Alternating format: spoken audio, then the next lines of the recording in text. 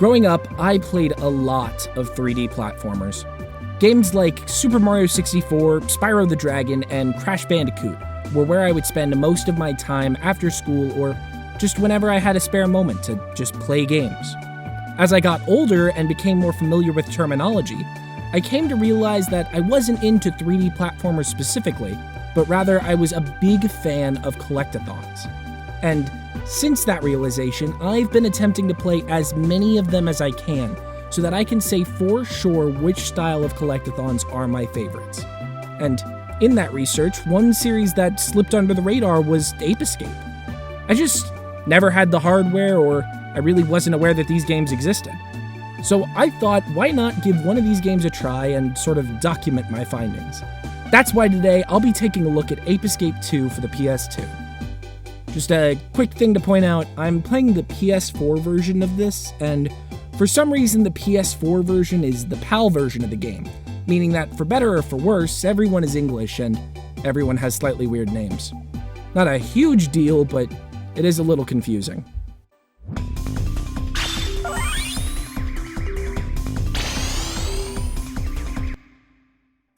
Ape Escape 2 sees you playing the young Hikaru, or Jimmy in the regular version of the game, who, while sending a supply of pants over to the lab, accidentally sends with it the monkey control helmets from the first game, releasing the evil monkey Specter back into the world. Is what I assume is happening, seeing as I really didn't pay enough attention to the story to know what's going on. I guess the plot of the first one is that a monkey got really smart and decided to enslave humanity. I suppose that means Rise of the Planet of the Apes is actually the film adaptation of Ape Escape. Equipped with a gotcha net, along with several other gotcha gadgets, Hikaru and the small monkey Pipachi go out to catch as many runaway simians as they can find.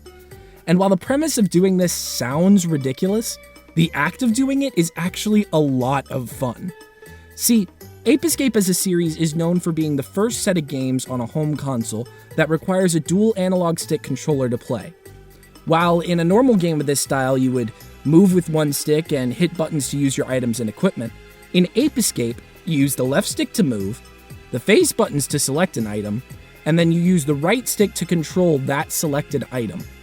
To give you an idea of just how uncomfortable this system is at first, jumping is done by hitting R2 of all buttons. And unlike other collectathon-style games, where the collectibles are sitting still, in Ape Escape you have to chase down the flighty chimps and then catch them with your net, making it much more important that you learn how to use your equipment to the fullest of your abilities. Which is something I never did, meaning my playthrough was substantially harder than it really needed to be. While the controls may be complicated, the game's progression is pretty straightforward. At the beginning of each level, you're shown how many pants-wearing monkeys you need to capture, along with how many total are in the level. After you've finished a level, you can go back and try to capture the remaining apes, assuming you have the gadgets that you need to do so. The color of the pants is actually important when planning out your approach. Each color represents how hard the monkey will be to capture, whether the monkey is more alert or lax, and what kind of borderline lethal firepower the monkey could be carrying. Because this 10-year-old boy's lived long enough, why not let a monkey fire a barrage of missile out of their backpacks? Surely the child can eat more cookies and be A-okay afterwards. Friendly reminder, cookies heal all wounds. Suppose, though, that unlike me, you would prefer to plan out a safer approach and have some form of strategy that isn't just rushing headlong into danger. Well, lucky for you, one of the tools you have is a monkey radar, capable of detecting nearby monkeys and showing you where they're hiding, their names, and some other stats about them. Each monkey is unique in this regard, and some of their names range from humorous to just outright references. Although, I have to say there are plenty of instances where the game didn't really run as far with the jokey names as I wish it would've. I'm sad that breakfast wasn't accompanied by lunch and dinner while fleeing from a T-Rex, but that's just me. Speaking of that T-Rex, level diversity is really good in this game. Each level has a theme that feels generally distinct, from a factory to a city to a dojo, even going as far as prehistoric area with the hollowed out tree that monkeys clearly live in. These areas are fun to explore, and the music is consistently enjoyable throughout. Only one or two levels didn't feel as memorable or as enjoyable overall, but there was always one or two fun jokes with the monkeys hiding or just generally being out in the open in a fun diorama. I think these apes are the best part of the game, honestly, aside from the ones with the clearly referential names. Not to mention, some levels have vehicles to drive, ranging from a submarine to a tank to a literal giant robot shaped like Popochi, which is good for him, honestly. He deserves it. He's a cute monkey. The vehicles are hit or miss, in my opinion, seeing as you generally need to use both analog sticks in some weird way to control them. The giant Popochi robot controls basically just like Hikaru would, but much slower. The tank, on the other hand, is absolutely dreadful. Each stick controls one side of the tank, and for some reason, I just can't wrap my head around how I'm supposed to move them to keep everything moving properly. Not to mention, you have to click the sticks to fire a weapon as the tank, and it's a necessity to do so, and I felt like each time I tried to fire, I ended up moving the wrong way and ruining my aim in the process, so that really wasn't a comfortable way to fight. And on top of that, the tank did have some mini-boss style fights that were just not satisfying in the long run. Speaking of boss battles, though, along your journey, you'll meet the Freaky Monkey 5, a Power Rangers-esque group of 5 unique monkeys, each with their own quirky characteristics. You have the blue one, who's a speed demon, the red one, who's the leader and pro wrestler, the white one is a mad scientist, the pink one is a pop star, and the yellow one... Oh, now what do we have here? I'm Yellow, the sparkling gem of the Freaky Monkey 5. Welcome to my ring. Makes me uncomfortable. There's just something about it. I think it's the protruding belly button and the star nipples. It doesn't feel right. Not to mention, towards the end of the game, you gotta fight the yellow one again, except this time they're huge and there's all these gross teeth, and I gotta say, I've had nightmares shockingly similar to this. Not a fan at all. Thankfully, I found that if you use the rockets from your slingshot, the fight goes much faster, which I needed because I'm just genuinely uncomfortable. I feel like if I look at it any longer, it will take some years off my life. Aside from just fighting the big bosses and capturing monkeys, you'll also have to defeat some regular grunt enemies who drop some coins when they're defeated. Collecting 10 of these will let you use the Gotcha machine, which is basically one of those gumball machine type deals, and it gives you neat little extras, ranging from soundtracks and concept art to some mini-games. But what I really want to talk about are the monkey fables.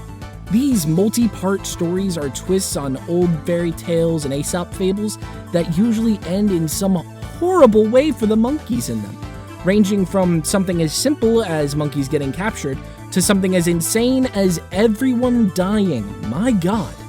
For some reason, the monkeys are just punching bags for the developers. It's crazy how much they put these guys through. The only thing about the Gotcha system that I didn't like is that when the levels start getting longer, it feels like it takes forever to do the machine since you have so many coins. And the process involves both smacking the dial, then walking over and smacking the ball, so you're moving around a lot, and it just feels really tedious. I feel like a lot of my playtime was just spent doing the Gotcha spinner.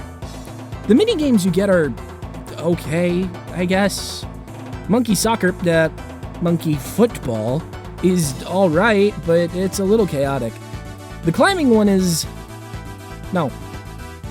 Just no. It's not for me.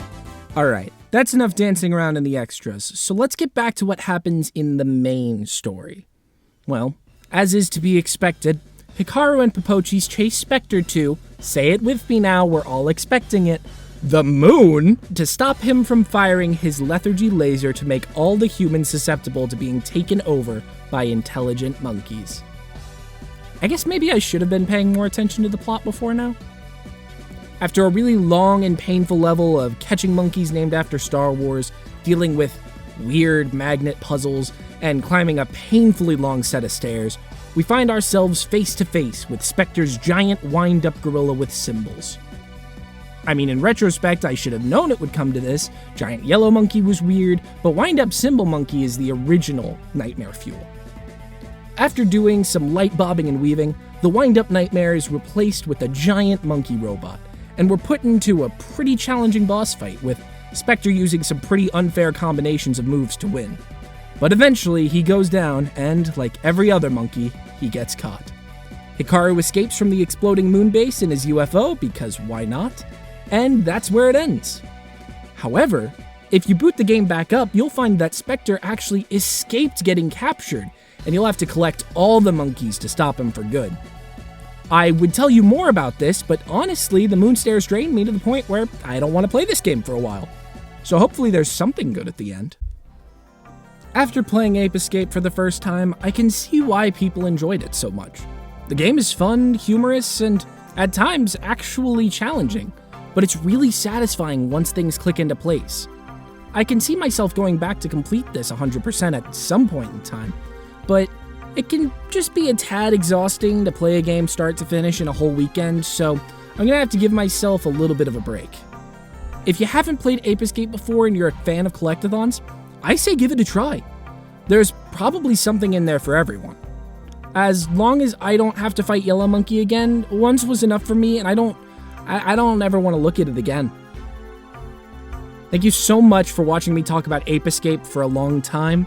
If you watched the whole video, then I applaud you, and I would like to send you a free pair of pants in the mail, just as soon as I get them back from these monkeys. Also, I have to say, you look quite attractive today. Is that a new shirt? It really goes with your eyes. Please like, comment, and subscribe. I'm having a ton of fun making this sort of stuff, and it helps the channel grow if you support me in this tiny way. I, of course, have been Andrew, and I hope you have a fantastic rest of your day.